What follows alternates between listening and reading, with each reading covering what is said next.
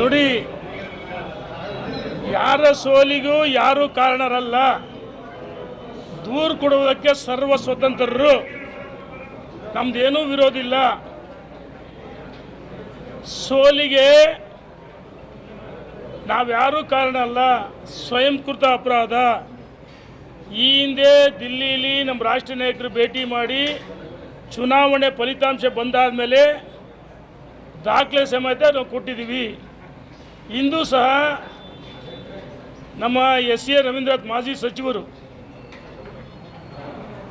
S Vivek ಸ್ವಾಮಿ ವಿಧಾನ ಪರಿಷತ್ತಿನ ಮಾಜಿ ಮುಖ್ಯ ಸಚೇತಕರು, ಮಾಡಾಳ್ ಇರ್ಪಣ್ಣ, ಬಸವರಾಜ ನಾಯ್ಕ ಮತ್ತು ಚನ್ನಗಿರಿ ಸ್ಪರ್ಧೆ ಮಾಡಿದ್ದ ಯುವ ಮುಖಂಡ ಮಾಡಾಳ್ ಮಲ್ಲಿಕಾರ್ಜುನ್, ದಾವಣಗೆರೆ ಉತ್ತರ ಸ್ಪರ್ಧೆ ಮಾಡಿದ್ದ ಲೋಕಿಕೆರೆ ನಾಗರಾಜು, ದಕ್ಷಿಣ ಸ್ಪರ್ಧೆ ಮಾಡಿದ್ದ ಅಜಯ್ ಕುಮಾರು, ಎಸ್ ವಿ ರಾಮಚಂದ್ರ ಮತ್ತು ಅನೇಕ ಮುಖಂಡರುಗಳು ನಾವು ಬಂದಿದ್ವಿ. ನಾವು ಪೂಜಾ ಚಂದ್ರಶೇಖರ್ ಹರಿಹರ, ಆಮೇಲೆ ಎಲ್ಲ ಮಂಡಲ ಅಧ್ಯಕ್ಷರು ಬಂದಿದ್ದಾರೆ. ಸೋಲಿಗೆ ಭಾಳಷ್ಟು ಜನ ಮುಖಂಡರುಗಳು, ಹಿಂದುಳಿದ ಮುಖಂಡರು ಎಲ್ಲರೂ ಬಂದಿದ್ವಿ. ನಾವು ಬಲ ಪ್ರದರ್ಶನಕ್ಕೆ ಬಂದಿಲ್ಲ. ಮಾಧ್ಯಮದಲ್ಲಿ ಸುದ್ದಿ ಗೊತ್ತಾದ ಮೇಲೆ ಭಾಳಷ್ಟು ಜನ ಮುಖಂಡರುಗಳು ಬಂದಿದ್ದಾರೆ ಸ್ವಯಂ ಪ್ರೇರಣೆಯಿಂದ ಅವರವರ ವಾಹನದಲ್ಲಿ. ನಾವುಗಳು ಯಾರನ್ನೂ ಕರೆತಂದಿಲ್ಲ.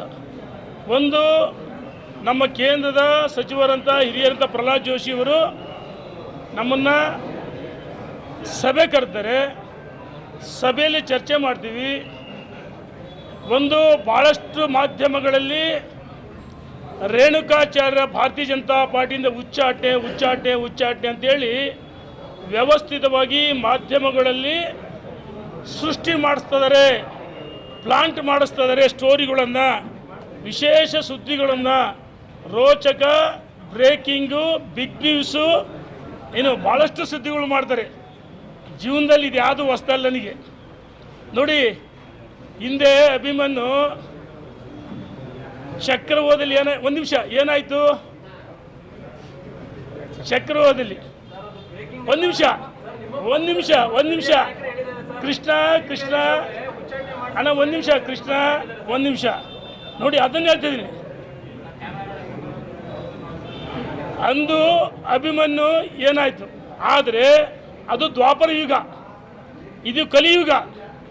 ಚಕ್ರವನ್ನು ಬೇಯಿಸಿ ಹೊರಗೆ ಬರ್ತಕ್ಕಂಥ ಶಕ್ತಿ ಸಾಮರ್ಥ್ಯ ನಮ್ಮ ಕಾರ್ಯಕರ್ತರು, ಮುಖಂಡರು, ಭಾರತೀಯ ಜನತಾ ಪಾರ್ಟಿ ಆಶೀರ್ವಾದ ಇದೆ. ನಮಗೂ ಭಾಳಷ್ಟು ಮಾತಾಡೋಕ್ಕೆ ಬರುತ್ತೆ.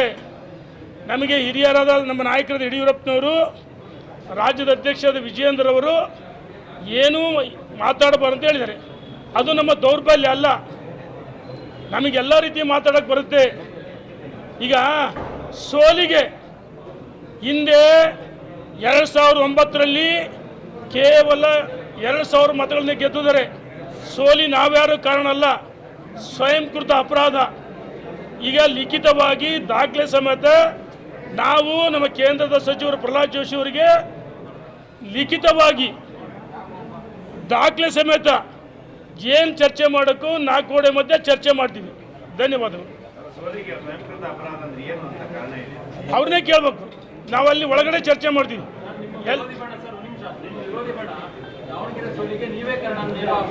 ಆಯ್ತಣ್ಣ, ಅಣ್ಣ ಆಯಿತು, ಆಯ್ತಣ್ಣ.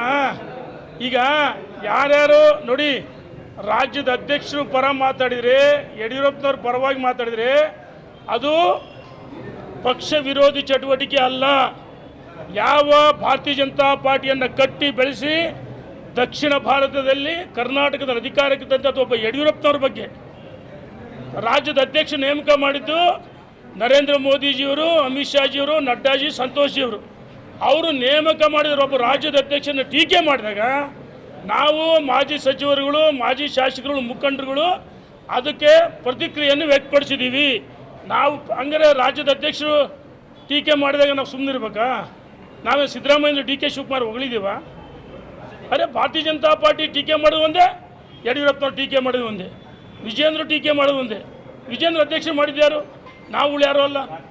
ಇವರು ಅನಗತ್ಯವಾಗಿ ರಾಷ್ಟ್ರ ಸಭೆಗಳು ಅಂತೇಳಿ ಅನಗತ್ಯವಾಗಿ ಮಾಧ್ಯಮದಲ್ಲಿ ಸೃಷ್ಟಿ ಮಾಡಿ ಪಕ್ಷಕ್ಕೆ ಡ್ಯಾಮೇಜ್ ಮಾಡಿದ್ದು ಅವರು. ಅದಕ್ಕೆ ಏನು ಕಾರಣ? ಎಲ್ಲಿ 4 ಗೋಡೆ ಮಧ್ಯೆ ಹೇಳ್ಬೇಕು ಎಲ್ಲವನ್ನೂ ಬಹಿರಂಗ ಹೇಳೋಕ್ಕಲ್ಲ. ಎಲ್ಲಿ ಹೇಳ್ಬೇಕು ಅದನ್ನು ಹೇಳ್ತೀವಿ. ಧನ್ಯವಾದಗಳು ಅಣ್ಣ. ಒಂದು ನಿಮಿಷ, ಯಡಿಯೂರಪ್ಪನವರು ವಿಜಯೇಂದ್ರ ಅವರು ನಮಗೆ ಮಾತಾಡಬಾರ್ದು ಸೂಚನೆ ಕೊಟ್ಟಿದ್ದಾರೆ. ಆದರೆ ಪಕ್ಷದ ವಿರುದ್ಧ ಮಾತಾಡಿದಾಗ ರಾಷ್ಟ್ರ ಸಭೆಗಳು ಮಾಡಿ ಪಕ್ಷಕ್ಕೆ ಮುಜುಗರ ಆಗೋ ರೀತಿಯಲ್ಲಿ ನಡ್ಕೊಂತ ಅವರು, ನಾವೆಲ್ಲ ಧನ್ಯವಾದಗಳು ಅಣ್ಣ. ಈಗ ಒಂದು ನಿಮಿಷ, ನಾವೆಲ್ಲ ಮುಖಂಡಗಳು ಬಂದಿವಿ. ವೆಯ್ಟ್ ಆ್ಯಂಡ್ ಸಿ, ಕಾದ್ ನೋಡಿ. ಏನು ಹೇಳಿ ನೋಡಿ, ನಮ್ಮ ಕೇಂದ್ರದ ಸಚಿವರು ಮಾರ್ಗದರ್ಶಕರು ಪ್ರಹ್ಲಾದ್ ಜೋಶಿ ಅವರು ಬಂದಿದ್ದಾರೆ.